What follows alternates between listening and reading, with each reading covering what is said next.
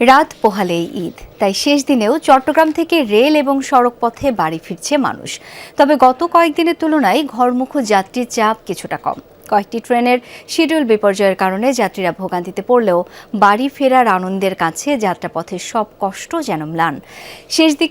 শেষ দিনে Chittagong rail station পরিদর্শন করেন রেল প্রতিমন্ত্রী।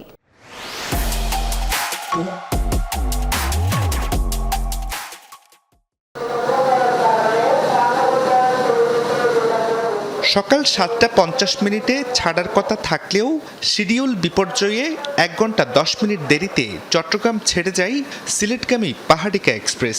চাঁদপুরগামী সাগরিকা কমিউটার বিজয় এক্সপ্রেস ছাড়তেও দেরি হয়। তবে বাড়ি ফেরার আনন্দের কাছে যেন ম্লান যাত্রাপথের সব ভোগান্তি। ঈদের আগে শেষ দিন হওয়ায় রেল স্টেশনেও নেই বাড়তি চাপ। ২ মাস পর ঈদের ছুটিতে বাড়িতে যাচ্ছি, বাড়িতে যাওয়ার ঈদের আনন্দটাই অন্যরকম। শিডিউল একটু বিপর্যয় আছে, একটু লেট হচ্ছে ট্রেন। এখন কখন ছাড়বে সেটাও কোনো কনফার্ম কেউ বলতে পারতেছে না। দায়িত্বশীল এখানে কাউকে পাচ্ছি না, যারা আছে তারা একজনকে দেখা দিচ্ছে। সকালে চট্টগ্রাম রেল স্টেশন পরিদর্শন করেন রেলপথ প্রতিমন্ত্রী। কথা বলেন যাত্রীদের সাথে। তারা অনেকে ময়মনসিংহ জামালপুর থেকে এসেছে, অনেকে সিলেট থেকে এসেছে।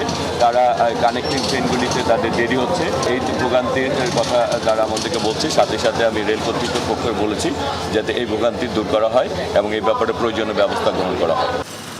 সড়কপথেও শেষ দিনে যাত্রীদের চাপ তেমন নেই, তবে বাড়তি ভাড়া নেওয়া হচ্ছে বলে অভিযোগ অনেকের। বাড়িতেও যাইতে হবে, টাকা বাড়তেও দিতে হবে, সব তো আমাদেরই লস। ইঞ্জিন লাল হলেও ১০০ টাকা ভাড়া, তাই গেছি ১৫০ টাকা দিব, ২০০ টাকা ২৫০ টাকা করে উঠেছে, ঠিক আছে। আমাদের ৩০০ টাকা রাখবো, অঙ্কে ৩৫০ টাকা। জুবাইর রিফাত, যমুনা নিউজ, চট্টগ্রাম।